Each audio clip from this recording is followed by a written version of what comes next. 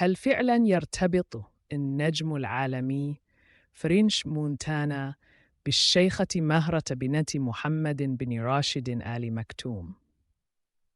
بدأت الإشاعات بعد ظهورهما في أكثر من مناسبة خاصة، وزاد الفضول بعد متابعتهما لبعضهما على إنستغرام.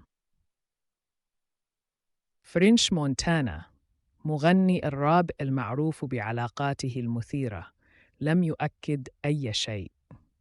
أما الشيخة مهرة فهي دائما ما تحرص على خصوصيتها، ولم تصرح بكيثي ولم تصرح بأي شيء رسمي. فهل هي مجرد صداقة أم علاقة سرية تحت الأضواء؟ وفي انتظار الحقيقة تبقى القصة حديث السوشيال ميديا. اكتب لنا رأيك في التعليقات.